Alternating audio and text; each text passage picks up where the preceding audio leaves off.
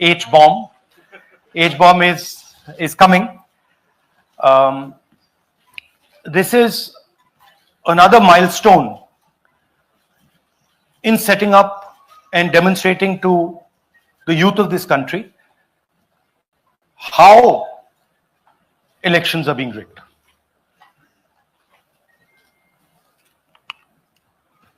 So I'm going to make a claim here, very strong claim, about CEC Gyanesh Kumar. And this is not something I'm saying lightly. I'm the leader of the opposition in the Lok Sabha. This is something I'm saying after solid proof that I'm going to show you, the youth of India, the people of India today. Proof that is black and white, absolutely clear, that the Chief Election Commissioner of India is protecting the people who have destroyed Indian democracy. I'm also going to show you the method by which votes are being added and deleted, and I'm going to show you how they are done, how that is done. In election after election, someone, some force, some group of people has been systematically targeting millions of voters for deletion across India. This is something that we've heard again and again and again.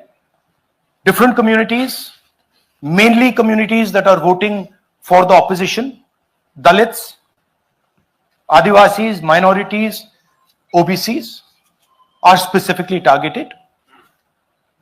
We had heard this many times, and now we found 100% proof of it. Please understand, I'm not going to say anything on this stage that is not backed up by 100% proof. I am somebody who loves my country. I love my constitution. I love the democratic process, and I'm protecting that process. And so I'm not going to say anything here that is not going to be based on 100% proof that you can determine. The burden of the judgment is yours. I'm going to lay the proof in front of you. You will see it and say, actually, this is pretty solid proof.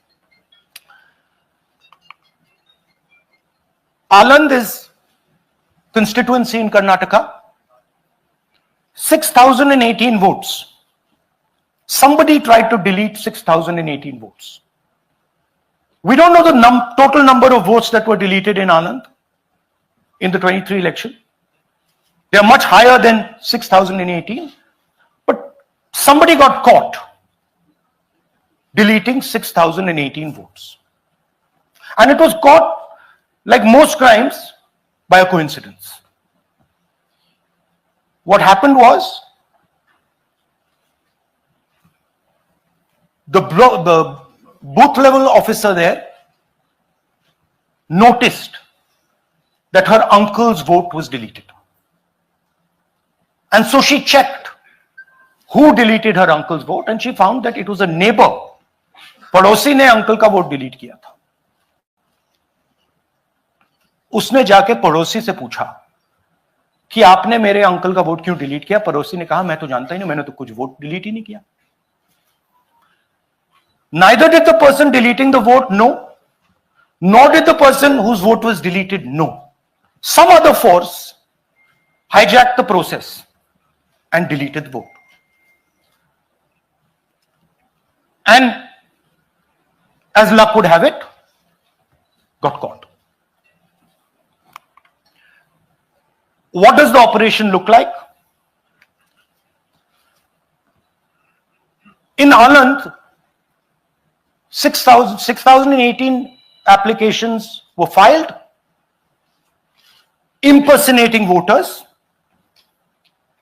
The people who filed these applications actually never filed them. And we will show you evidence of that on this stage. The filing was done automatically using software. We will show you that. mobile numbers from outside Karnataka, from different states. And you can see on the map, from different states were used to delete numbers in Aland. And it was done targeting Congress voters. So this was not random. We will show you again that these deletions were specifically targeting booths where the Congress party was winning.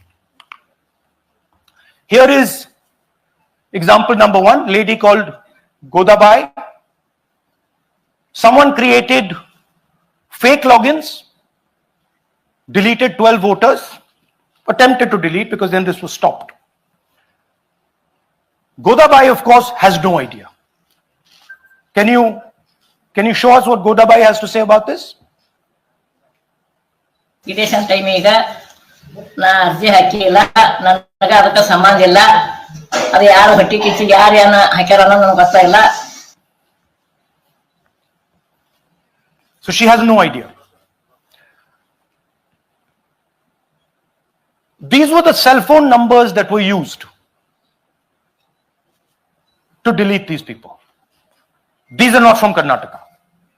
These numbers are from different states. You can see here.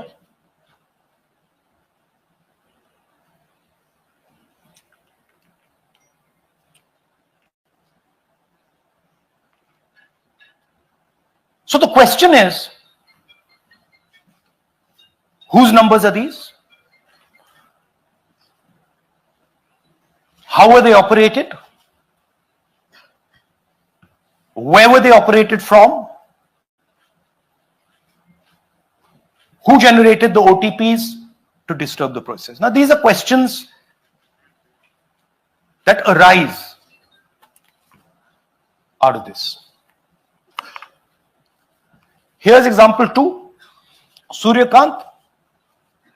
This gentleman apparently deleted 12 voters in 14 minutes. He filled 12 deletion forms in 14 minutes. I'd like you to meet him. He's here. That's one of the people. That's one. Namaskar bhi aiye. Babita Chaudhary is one of the votes that he is supposed to have deleted. Aiye bhaiya. He is supposed to have deleted. This is the gentleman. ये इनका vote delete किया जा रहा था. ये कर रहे थे. इनसे आप पूछिए. बताइए. That's our candidate. हाँ.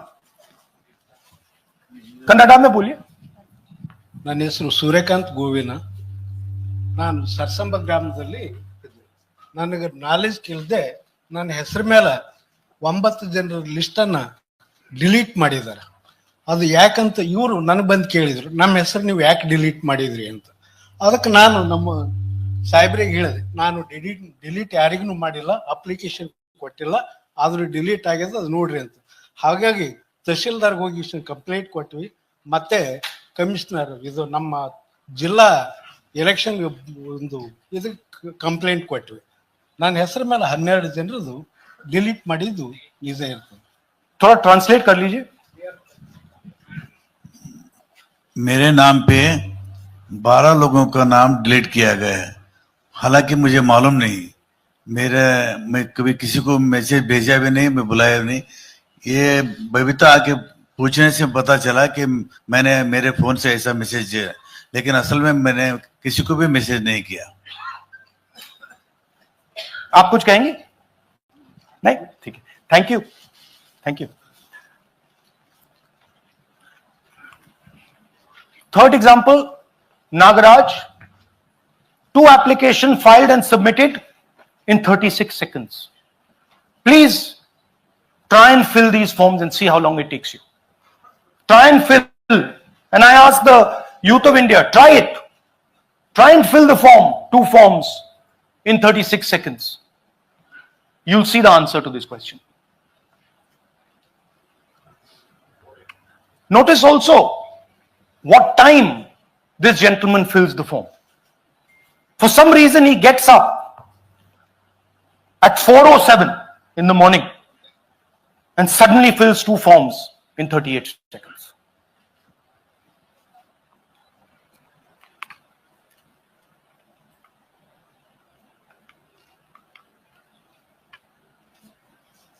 Now let's talk about how this is being done and why I'm saying, and we are saying, that this is being done in a centralized manner. And this is being done not using individuals, but using software. Look at the serial numbers. Serial number 1, serial number 1, serial number 1, serial number 1. Serial number 1 means that this is the first person whose name, this is the first name in the booth. So a software is picking up the first name in the booth and using it to delete voters. So someone ran an automated program that ensured the first voter of the booth was the applicant. That same person got cell phones from outside the state, used them to file the applications. And we are pretty certain that this was done in a centralized manner and it was done at scale. This was not done in a, at a worker level. This was done at a call center level. Okay? Targeted deletions in strong Congress booths. The top 10 booths with maximum deletions are Congress strongholds. Congress won 8 out of 10 booths in 2018. This was not a coincidence. This is a planned operation. Now, let's come to why I'm making such a direct accusation about this gentleman, Gyanesh Kumar. There is an ongoing investigation on this matter in Karnataka. The CID of Karnataka has sent 18 letters in 18 months. 18 letters in 18 months to the Election Commission. And they have asked the Election Commission for some very simple facts. Number 1, give us the destination IP from where these forms were filled. Number 2, give us the device destination ports from where these applications were filed. And number 3, most important, give us the OTP trails, because when you file, you have to get an OTP. 18 times in 18 months. The CID of Karnataka has written to the Election Commission for this. And they are not giving it. Why are they not giving it? Because this will lead us to where the operation is being done from. And we are absolutely convinced where this is going to lead. I'll give you a little bit of the chronology. FIR is filed February 23. Karnataka CID writes to ECI requesting all details of these numbers and these transactions almost immediately in March. In August, EC gives a reply, doesn't fulfill any of the demands, and doesn't give us the information. Doesn't give the CID of Karnataka the information that will lead them to their destination. January 24, Karnataka CID writes to ECI again and says, please send us full information. No answer. Karnataka CID by September 25, last letter went in September 25, has written 18 reminder letters. While this is going on, the CEC of Karnataka writes to the Election Commission in Delhi and says, there is a matter. Please provide this information. And the CEC of Karnataka multiple times asks the Election Commission. No answer. Now this is absolute solid proof that Gyanesh Kumar is protecting the people who are doing this. This is also absolute solid proof, what I've shown you, that this is being done in a centralized way, this is being done at scale, and this is being done using large resources. Question is, who is the someone? And the answer is with the EC today. The Election Commission of India knows who is doing this. And I want every single youngster in India to know that they're attacking this. And this is your future. When they are not giving this information, they are defending the murderers of our democracy. And it is important that every youngster knows this. Your jobs, your future, your aspirations all come from this instrument. And the Chief Election Commissioner, Mr. Gyanesh Kumar, is not telling the CID of Karnataka who is doing this. This is not an isolated case. There are many such cases. Here is another one. Maharashtra, Rajora, same idea. 6,850 targeted voters added. Anand we caught deletions, Rajora we caught additions. But the basic idea is the same. Phones from outside, people who are supposed to have added voters don't know that they've added voters. People who've deleted voters don't know that they've deleted voters.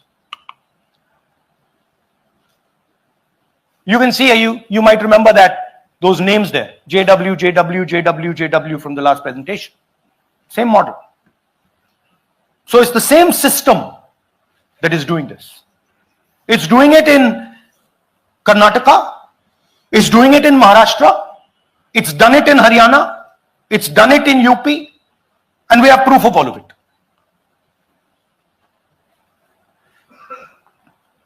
Names are being filled, addresses, the address is Sasti, Sasti, Sasti, Sasti. Name is UQ, JJW.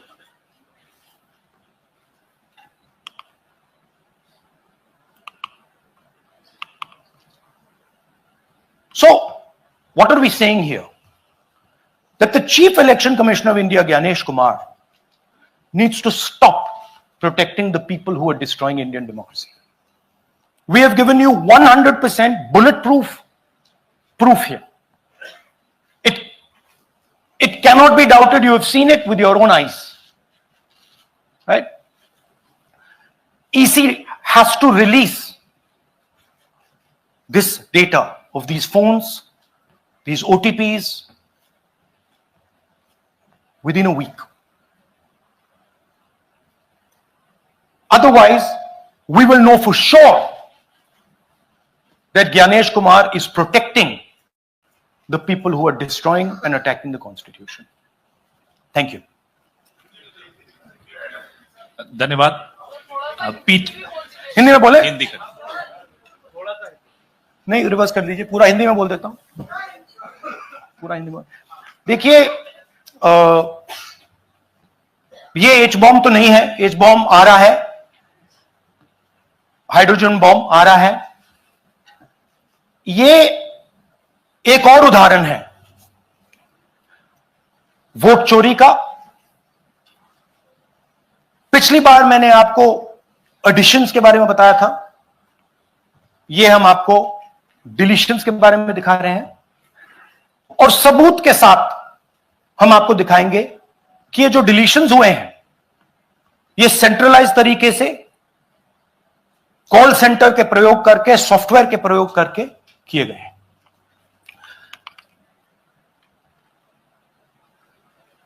हमारे पास इस presentation में जो मैंने आपको अभी दिखाया 100% सबूत है, प्रूफ है कि ज्ञानेश कुमार जी हिंदुस्तान के चीफ इलेक्शन कमिश्नर वोट चोरों की रक्षा कर रहे हैं। और ये मैं आपको अभी दिखाने जा रहा हूं। हर इलेक्शन में हमें रिपोर्ट आती थी कि वोटर्स डिलीट हो रहे हैं, कांग्रेस वोटर्स डिलीट हो रहे हैं, ऑपोजिशन के वोटर्स डिलीट हो रहे हैं, दलित वोटर्स डिलीट हो रहे हैं, आदिवासी हो रहे हैं, माइनॉरिटी वोटर्स डिलीट हो रहे हैं, ओबीसी वोटर्स डिलीट हो रहे हैं। मगर जब डिलीट होते हैं ऑपोजिशन के ही होते हैं।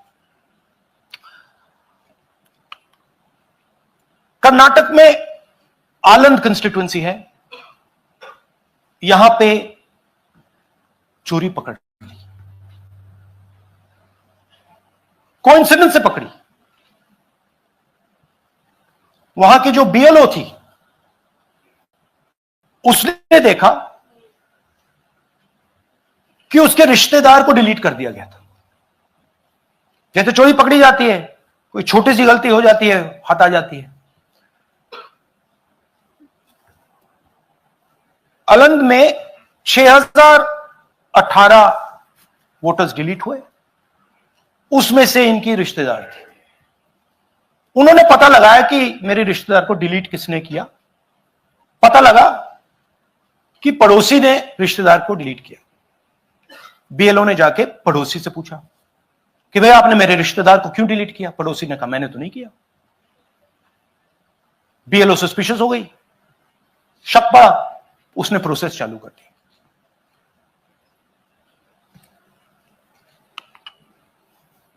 पता क्या लगा कि कोई ना कोई, किसी ने आलंद में वोटर डिलीशन सिस्टमैटिकली ऑर्गेनाइज तरीके से, सेंट्रलाइज तरीके से किया। हमें यह नहीं मालूम कि आलंद में कितने वोटर डिलीट हुए, क्योंकि इससे बहुत ज्यादा हो सकते हैं। 6000, तकरीबन 6000 पकड़े गए, उस पर इन्वेस्टिगेशन हो गया। क्या पता लगा कि फाइलिंग ऑटोमेटिकली ऑनलाइन हो रही है। मोबाइल नंबर्स कर्नाटक के नहीं यूज हो रहे, मोबाइल नंबर्स दूसरी स्टेट्स के यूज हो रहे हैं। इनफैक्ट कर्नाटक के नंबर थे ही नहीं उसमें। मतलब आप दिल्ली में बैठे डिलीट कर रहे हो, आपका नंबर तमिलनाडु का है। आप गुड़गांव में डिलीट कर रहे हो, आपका नंबर झारखंड का है। और जब हम चेक कर रहे हैं कि भैया आपका नंबर है, तो आपका नंबर है ही नहीं, किसी और का नंबर। और टारगेट करके कांग्रेस वोटर्स को डिलीट किया गया। ये गोदाबाई जी हैं, इनके नाम पर 12 वोटर्स डिलीट किए गए। इनको मालूम ही नहीं, इनको पता ही नहीं कि इन्होंने 12 वोटर्स डिलीट किए। दिखाइए जरा। ಇದೇಶನ್ ಟೈಮ್ ಈಗ ये इनका वीडियो है। ನಾ ಅರ್ಜಿ ಹಾಕಿಲ್ಲ, ನನಗ ಅದಕ್ಕೆ ಸಂಬಂಧ ಇಲ್ಲ. ಅದು ಯಾರು ಹೊಟ್ಟಿ ಕಿಚ್ಚಿ ಯಾರು ಏನ ಹಾಕ್ಯಾರ ಅನ್ನೋದು ನನಗೆ ಗೊತ್ತಾಗಿಲ್ಲ. तो इनको आइडिया नहीं है कि इन्होंने वोटर्स डिलीट कर दी।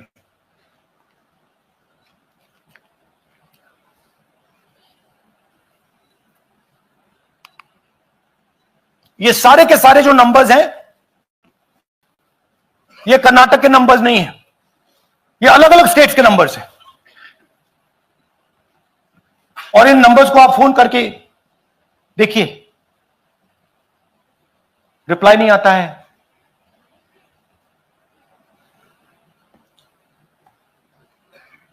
तो सवाल यह है कि किसके नंबर्स हैं, ये किसने ऑपरेट किए, जब इन्होंने ऑपरेट किए ये कहां थे,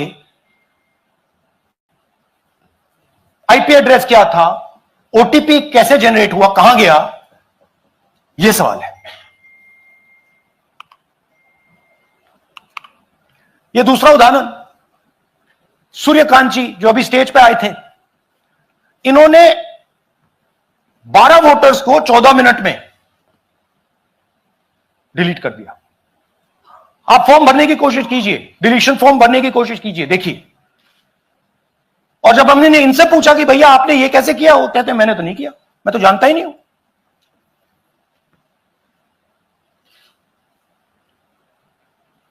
बबीता चौधरी जी का इन्होंने एक नाम डिलीट किया, यहां खड़ी है, बबीता जी यहां है, सूर्यकांत जी यहां है, आ जाइए जरा स्टेज पे, 1 सेकंड आ जाइए। ये दोनों खड़े हैं यहां पे, सूर्यकांत जी, बबीता जी। इनको मालूम ही नहीं कि इन्होंने डिलीट किया। Thank you. नागराज जी, इन्होंने 2 एप्लीकेशन 36 सेकंड में फाइल कर दी है। और मजे की बात देखिए, ये 4 बजे सुबह उठ के फाइल कर रहे हैं।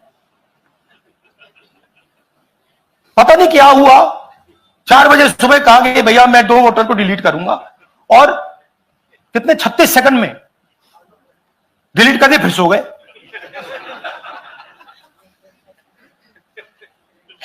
हमारी माइंड में पहले सवाल था कि क्या इलेक्शन कमीशन भी सो रहा है, मगर नहीं, सोया कोई नहीं है, जगे हुए हैं, सिस्टमैटिकली मदद हो रही है। यह देखिए दूसरी बात, जो भी डिलीट कर रहा है वोटर लिस्ट में उसका सीरियल नंबर 1 है। मतलब जो भी वोटर लिस्ट में पहले नंबर पे आता है वही डिलीट कर रहा है। 5वें नंबर वाला, 7वें नंबर वाला, 10वें वाला कोई नहीं कर रहा। तो हो क्या रहा है, सॉफ्टवेयर से यह काम किया जा रहा है। सॉफ्टवेयर प्रोग्राम कह रहा है पहला नाम निकालो और इसका प्रयोग करके डिलीट करो। टारगेटेड डिलीशंस हो रहे हैं। कांग्रेस पार्टी पर आनंद में अटैक किया। टॉप 10 बूथ्स जहां सबसे ज्यादा कांग्रेस की स्ट्रेंथ थी वहां टारगेट किया। और 2018 में पिछले इलेक्शन में 10 में से 8 बूथ कांग्रेस पार्टी जीती थी, और इन 8 में से इन्होंने 6000 लोग उड़ाने की कोशिश की। ये कोइंसिडेंस नहीं था, ये प्लान था, और ये सेंट्रलाइज तरीके से किया जा रहा है। अब मैंने बहुत बड़ी बात बोली, चीफ इलेक्शन कमीशन के बारे में मैंने बोला कि यह व्यक्ति वोट चोरों की रक्षा कर रहा है। जो भी मैं यहां बोल रहा हूं 100% प्रूफ के साथ, सबूत के साथ बोल रहा हूं। और मैं अभी आपको दिखाना चाहता हूं कि मैं ये शब्द क्यों बोल रहा हूं और किस बेसिस पे बोल रहा हूं। आपको अपनी आंखों से यह दिखेगा। कर्नाटका सीआईडी ने केस चालू किया कि ये वोटर कौन है, ये फोन किसके हैं, ये आईपी एड्रेस क्या है, ओटीपी कहां गया, इन चीजों के बारे में इन्वेस्टिगेशन शुरू होती है। कर्नाटक सीआईडी ने हिंदुस्तान के इलेक्शन कमीशन को 18 चिट्ठियां लिखी हैं। हमें आप ये इंफॉर्मेशन दीजिए, बिल्कुल क्लियर है।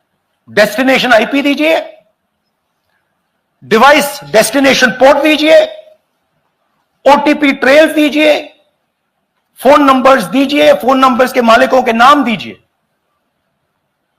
क्लियरली पूछा है, नो आंसर। 18 चिट्ठी CID Karnataka, no answer from chief election commissioner, no answer from election commission. Timeline देखिए, तो ओके, फरवरी 23 में इन्वेस्टिगेशन शुरू होती है। मार्च 23 में कर्नाटक का सीआईडी चिट्ठी लिखती है ईसीआई को कि हमें सारे डिटेल्स दे दीजिए। अगस्त में इनकंप्लीट डिटेल्स दी जाती हैं, जिससे कोई इन्वेस्टिगेशन आगे नहीं बढ़ेगा। जिन चीजों की जरूरत थी वो नहीं दी, जिसकी जरूरत नहीं थी वो सारी दे दी। पहला सबूत। दूसरा सबूत, 18 बार रिमाइंडर लेटर गए हैं। आपको अगर सीआईडी एक बार लेटर भेज दे और आप नहीं गए, आप जानते हो क्या होगा। यहां पे इलेक्शन कमीशन को 18 बार लेटर गए हैं, कुछ नहीं हुआ है। बाद में क्या होता है, कर्नाटक ईसी इलेक्शन कमीशन को लिखता है, कहता है भैया हमें दे दीजिए, आपको इंफॉर्मेशन देना पड़ेगा। No reply. मार्च 25 में आखिरी लेटर सितंबर में गया है, कुछ ही दिन पहले। No reply from EC. यह है सबूत कि ज्ञानेश कुमार जी वोट चोरों की रक्षा कर रहे हैं, और यह ब्लैक एंड व्हाइट सबूत है, इसमें कोई कंफ्यूजन नहीं है कहीं।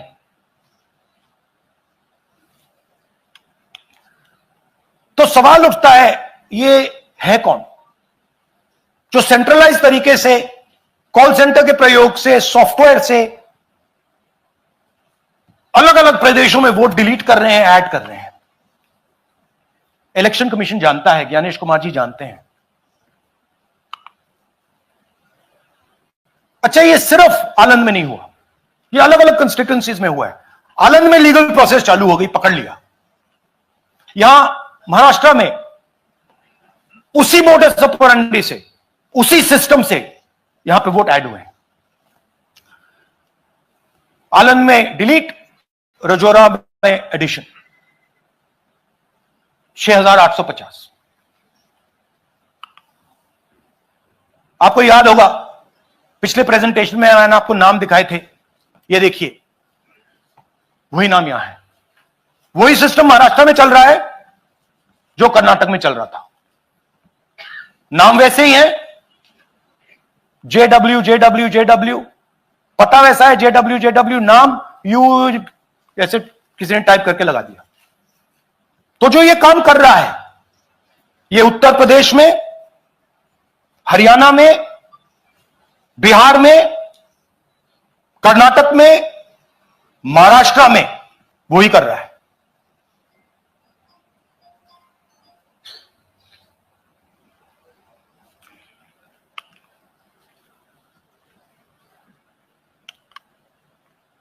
तो हमारी डिमांड है, ज्ञानेश कुमार जी, आप अपना काम कीजिए। आपने ओथ लिया है, आप हिंदुस्तान के चीफ इलेक्शन कमिश्नर हैं। आपसे कर्नाटक की सीआईडी सबूत मांग रही है। आप कर्नाटक की सीआईडी को यह सबूत 1 सप्ताह के अंदर दे दीजिए, नहीं तो पूरा हिंदुस्तान के सारे युवा इस बात को एक्सेप्ट करेंगे कि आप हिंदुस्तान के कॉन्स्टिट्यूशन, हिंदुस्तान के संविधान की हत्या में शामिल हो, हिंदुस्तान के संविधान की रक्षा नहीं कर रहे हो, और वोट चोरों की आप मदद कर रहे हो। Thank you. और थोड़ी देर में हम आपको हाइड्रोजन बॉम्ब दिखाने जा रहे हैं। नहीं, आज नहीं, थोड़ी देर में उसकी प्रिपरेशन चल रही है। क्योंकि हम देखिए, मैंने टीम से कहा है कि अगर मैं स्टेज पे जा रहा हूं, ब्लैक एंड व्हाइट प्रूफ नहीं होगा, मैं नहीं जाऊंगा। अगर ब्लैक एंड व्हाइट प्रूफ होगा, जो कोई मतलब उसको निगेट नहीं कर सकता, मैं जाऊंगा। मैं देश के कॉन्स्टिट्यूशन की रक्षा कर रहा हूं, संविधान की रक्षा कर रहा हूं, मैं लोकतंत्र की रक्षा कर रहा हूं, और मैं सच्चाई आपके सामने रख रहा हूं। बहुत बहुत धन्यवाद, नमस्कार, जय हिंद। सर 3 सवाल। पीटीआई से संजीव चोपड़ा। या राहुल जी, दिस साइड। या राहुल जी इधर। हाँ, कहाँ है? To your right. हाँ, हेलो। राहुल जी, आज आपने नया खुलासा किया है कि कैसे वोट चोरी हो रही है। आपने पहले भी महादेवपुरा के बारे में बताया कि कैसे एडिशंस हो रही हैं, अब आपने बताया कैसे डिलीशंस हो रही हैं। लेकिन देखने में ये आ रहा है कि इलेक्शन कमीशन इस पे कोई एक्शन नहीं ले रहा, और आगे चल के वो तैयारी कर रहे हैं पूरे देश में एसआईआर लाने की। तो आप इस मुहिम को आगे कहां तक ले जाएंगे, और एसआईआर के बारे में क्या करने वाले हैं? देखिए, हम आपके सामने क्रिमिनलिटी रख रहे हैं। हमारा काम आपके सामने सच्चाई रखने का है, और हम रख रहे हैं। हिंदुस्तान में दूसरे इंस्टीट्यूशंस भी हैं, सिर्फ इलेक्शन कमीशन नहीं है, लीगल सिस्टम है, उनको भी इन चीजों को देखना चाहिए। यहां पे हम चीफ इलेक्शन कमिश्नर के बारे में ब्लैक एंड व्हाइट कह रहे हैं। आपने कहा कि हमने एडिशन डिलीशन दिखाया। पहले प्रेजेंटेशन में मैंने एडिशन दिखाया था, अब हमने डिलीशन दिखाया है, मगर हमने एक और चीज जोड़ दी है।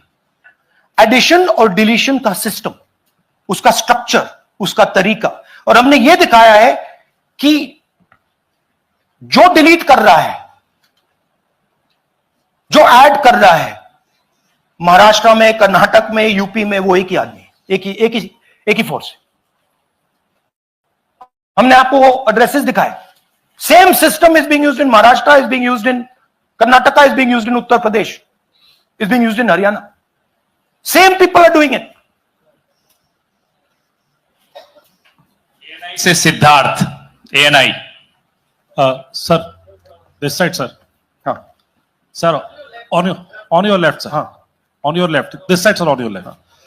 सर, मेरा आपसे सवाल ये है कि जब आप कह रहे हैं कि ज्ञानेश कुमार जो चीफ इलेक्शन कमिश्नर है, उन्हें पता है ये कौन कर रहा है, हाँ। और ये पॉलिटिकल फायदा जरूर किसी को हो रहा है। आप कह रहे हैं कांग्रेस के बूथ के ऊपर ही हाँ। सारे वोट्स डिलीट किए जा रहे हैं, तो वो कौन लोग आपके हिसाब से हैं जिनको ये फायदा पहुंच रहा है? पहला। और दूसरा ये, वो आपने एक देखिए, हफ्ते का हाँ, समय दिया sorry। है, जब आपने एक हफ्ते का समय दिया है, तो क्या एक हफ्ते बाद आप इसको आगे कैसे इनिशिएट करेंगे? क्या आप लोग कोर्ट का रास्ता अपनाएंगे या और कोई हायर एजेंसी से इस बात की डिमांड करेंगे? क्योंकि ये ऑर्गेनाइज्ड तरीके से कायम दिखाई दे रहा है जो आप बता रहे हैं, अगर आपकी बात के ऊपर जाए। देखिए, फ्रैंकली ये जो मैं यहां कर रहा हूं, ये मेरा काम नहीं है। मेरा काम डेमोक्रेटिक सिस्टम में पार्टिसिपेट करने का है। मेरा काम डेमोक्रेटिक सिस्टम की रक्षा करने का नहीं है। वो काम हिंदुस्तान के इंस्टीट्यूशंस का है। वो काम वो नहीं कर रहे हैं, इसलिए मैं कर रहा हूं। अब मैं आपको यह कह सकता हूं कि हमने आपको 2 बार सबूत दिखाया है, और जब हम ये प्रेजेंटेशंस खत्म करेंगे, इसमें लगेंगे 2-3 महीने, जब हम ये खत्म करेंगे, आपके माइंड में कोई डाउट नहीं होगा कि हिंदुस्तान में state after state, Lok Sabha after Lok Sabha चोरी हो रही है। तो मेरा काम सच्चाई दिखाने का है। मैं हिंदुस्तान की जनता को, हिंदुस्तान के युवाओं को सच्चाई दिखा सकता हूं। यह मेरा काम है। उनकी जो इंटरेस्ट है, क्योंकि ये जो कॉन्स्टिट्यूशन है, ये हिंदुस्तान की जनता का रखवाला है, प्रोटेक्टर है, और मैं इसकी प्रोटेक्शन कर रहा हूं। इसकी प्रोटेक्शन करने का काम हिंदुस्तान के इंस्टीट्यूशंस का है, हिंदुस्तान के ऑपोजिशन लीडर का नहीं है, मगर इंस्टीट्यूशंस नहीं करने हैं। अच्छा, एक इंटरेस्टिंग बात आई है जो मैं आपको बताना चाहता हूं कि इलेक्शन कमीशन के अंदर से हमें मदद मिलनी शुरू हो गई है। मैं साफ बोल देता हूं, इलेक्शन कमीशन के अंदर से, पहले नहीं हो रहा था, अब इलेक्शन कमीशन के अंदर से इंफॉर्मेशन आ रही है। यह रुकेगा नहीं, यह रुक नहीं सकता है, क्योंकि हिंदुस्तान की जनता इस बात को एक्सेप्ट नहीं करेगी। एक बार हिंदुस्तान की जनता को, हिंदुस्तान के युवाओं को पता लग गया कि वोट चोरी हो रही है, उनकी शक्ति लग जाएगी। IANS से आलोक झा। इस तरह से नहीं प्लीज। IANS से आलोक झा। वो भी मैं आपको दिखा दूंगा, वो भी मैं आपको प्रूफ के साथ दिखा दूंगा, है हमारे पास। राहुल जी, हाइड्रोजन बॉम्ब में ब्लैक एंड व्हाइट है। मैं फाउंडेशन लगा रहा हूं, मैं फाउंडेशन क्रिएट कर रहा हूं, है हमारे पास। मैं स्टेज पे बिना प्रूफ के नहीं चढ़ूंगा, बता रहा हूं। राहुल जी, आपने कहा, ऐसे मत पूछिए please. Last question, Rahul ji, IANS से आलोक झा। राहुल जी इधर। आपने कहा आपके पास आलोक झा इधर सर। कहां है जी? हाँ, आपने कहा सर कि आपके पास पुख्ता सबूत है, ब्लैक एंड व्हाइट सबूत है, तो क्या अगर ईसीआई अभी जवाब नहीं देती है तो कोर्ट का रुख करेंगे, ये ऑप्शन है आपके पास, जाएंगे? देखिए, मैंने कहा कि मेरा काम as opposition leader normal situation में मेरा काम ऑपोजिशन का रोल है, सरकार पे प्रेशर डालने का रोल है। मेरा काम हिंदुस्तान के लोकतंत्र को बचाने का नहीं है। मैं वो काम कर रहा हूं, इस स्टेज पे मैं वो काम कर रहा हूं। तो मेरी सोच है कि as a patriotic Indian, as somebody who loves India, who loves the constitution, it is my duty to put the truth in front of the people of India. अब अगर हिंदुस्तान के इंस्टीट्यूशंस कुछ करना चाहते हैं, वो करेंगे। उनमें भी बहुत लोग हैं, जैसे मैंने आपसे कहा, मैं सरप्राइज हो रहा हूं, इलेक्शन कमीशन से लोग आ रहे हैं, इंफॉर्मेशन दे रहे हैं और बढ़ रहा है वो। सर, क्या जब तक सीईसी ज्ञानेश कुमार अपने पद पर है, जैसा कि आप कह रहे हैं कि वो फ्री एंड फेयर इलेक्शन होने नहीं देंगे, तो तब तक इलेक्शन का मतलब क्या रह जाएगा? हाँ, तो आप इमेजिन कीजिए, और ये शॉकिंग बात ये है बस कि ये अभी शुरू नहीं हुआ, ये 10-15 साल से चल रहा है। ये सिस्टम है, ये स्ट्रक्चर है। हिंदुस्तान की जो डेमोक्रेसी है वो हाईजैक हो गई है। I am shocked frankly. Democracy, brothers and sisters, democracy can only be saved by the people of India. Nobody else can save democracy. Rahul Gandhi can come here and say something and say this is the truth. But the people of India, who I believe in, who I love, can do it. The day the people of India realize that आपका जो लोकतंत्र है, आपका जो संविधान है, वो आपसे चोरी हो गया है, उस दिन काम हो जाएगा। Thank you. अब आप लोग अपने स्थान पर खड़े हो जाइए राष्ट्रगान के लिए। ये है इनकी डिटेल लिस्ट, देख लीजिए। राष्ट्रगान के लिए अपने स्थान पर खड़े हो जाइए।